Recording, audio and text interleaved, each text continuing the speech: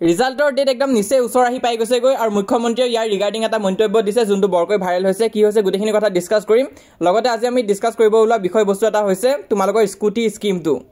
যে কোনে কোনে স্কুটি পাব এবাৰ যিসকলে এইচএছ পৰীক্ষা দিছা তো আগতে কি আছিল যে 60% পালে স্কুটি দি দিছিলে কিন্তু এতিয়া তেনেকুৱা নহয় আজিকালি 60% পালে স্কুটি নিদিয়ে কাৰণ আহিছে নতুন নিয়ম তো এই নতুন নিয়মটো কি হয় কিমান পার্সেন্টেজ তোমালোকে পাব লাগিব স্কুটি পাবৰ কাৰণে আৰু এটা কথা এবাৰ বৰকৈ ওলাইছিল যে ৰেগুলাৰ ক্লাছেছত যদি তোমালোকে এনৰোল নকৰা এইচএছ পৰীক্ষাৰ পিছত তেনেহলে কিন্তু স্কুটি নোপোৱা ধৰিলা তোমালোকে যদি যিকোনো কম্পিটিটিভ এক্সামৰ কাৰণে প্ৰিপাৰেচন ষ্টাৰ্ট কৰিছা বা কোচিংত গৈছা তেনেহলে কিন্তু স্কুটিটো নোপোৱা তো এই গোটেইখিনি কথা আজি এই ভিডিওটো আমি A to Z ডিসকাস কৰিম তোমালোকে ভিডিওটো লাইক কৰি দিবা আৰু লগৰবোৰৰ মাজত যিমান পাৰা ভিডিওটো শেয়াৰ কৰা সাবস্ক্ৰাইব নকৰিলে কোনো কথা নাই আগতে তোমালোকে চাই লোৱা ইনফৰমেটিভ যদি পোৱা তেনেহলে তোমালোকে সাবস্ক্ৰাইব কৰিবা কিন্তু লাইক আৰু শেয়াৰ কৰি দিবা লগৰবোৰে যাতে এই কথাটো গম পায় তো সোৱা এটা কথা আছিল যে বয়জ বিলাকে 75% পাব লাগে স্কুটি পাবৰ কাৰণে আৰু ছোৱালী বিলাকে 60% পালে স্কুটি দি দিয়া হয় তো এতিয়া বহুতে কৈ আছে যে ইকুৱেলিটি হৈছে এতিয়া কাৰণ এতিয়া নতুন এটা পাৰ্সেন্টেজ সেট কৰিছে তো কিনো ইকুৱেলিটি হৈছে আহা চাও আমি তো যদি সৰকাৰে সঁচাকৈ ইকুৱেলিটি আনিব বিচাৰিছিলে তেনেহলে 70% কৰি দিব পাৰিলে হয় লৰা কাৰণে আৰু ছোৱালী কাৰণে কিন্তু তাকে নকৰি গভৰ্ণমেণ্টে কি কৰিছে 80% তোমালোকে পাব লাগিব লৰা কাৰণেও 80% ছোৱালী কাৰণেও 80% তাৰ তলত পালে কিন্তু স্কুটি নোপোৱা তো ইয়াৰ ফলত ষ্টুডেন্টৰ নাম্বাৰ কমিব যোনে 80% ওপৰ পাব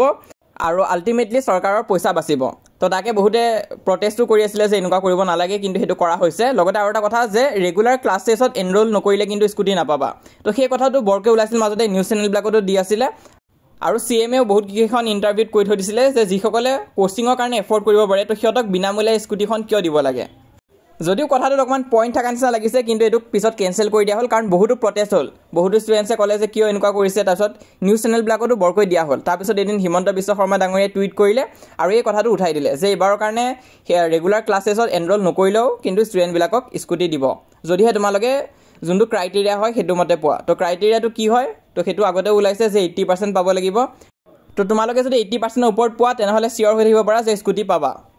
আৰু এইচএছত কিন্তু তোমালোকৰ 80% পোৱাটো ধেমালি নহয় তাতে যদি সায়েন্স ষ্ট্ৰীম লৈছা তাতো বহুত সুকা সুকা লৰাও 80% নাপায় তো হেতু আছিল স্কুটিৰ কথাটো আৰু যোনটো ৰিজাল্টৰ কথা হয় তাৰ ৰিগাৰ্ডিং হিমন্ত বিশ্ব শৰ্মাই নতুনকৈ কৈছে যে মে মান্থতো তোমালোকৰ দিব পাৰে 1-2 তাৰিখ মানে মে মান্থত ৰিজাল্টটো দি দিব পাৰে নহলে এনেটো তোমালোকৰ এপ্ৰিল মান্থৰ লাষ্টতে দিয়া কথা আছিল যদিহে তেতিয়া নিদে তেনেহলে মে মান্থৰ ফাৰ্স্ট উইকতে তোমালোকক ৰিজাল্টটো দি দিব বুলি কৈছে তো এইবোৰ প্ৰেডিকচন হে হয় কোনো ধৰণৰ ৰিয়েল নহয় মানে জাস্ট প্ৰেডিক্ট হে কৰি আছে মানুহবিলাকে তো হলেও তোমালোকে আমাৰ WhatsApp চেনেলত জয়েন কৰিবা যদি আৰু ইনফৰমেশন পাই থাকিব বিচাৰিছা আৰু চেনেলটো সাবস্ক্ৰাইব কৰি ৰাখিবা এনে ধৰণৰ ভিডিও আগলৈ পাই থাকিবা আৰু সাবস্ক্ৰাইব নকৰিলেও নাই তোমালোকে কিন্তু ভিডিওটো শেয়াৰ কৰা লগৰবোৰৰ মাজত যাতে সিহঁতৰ কথাখিনি গম পায়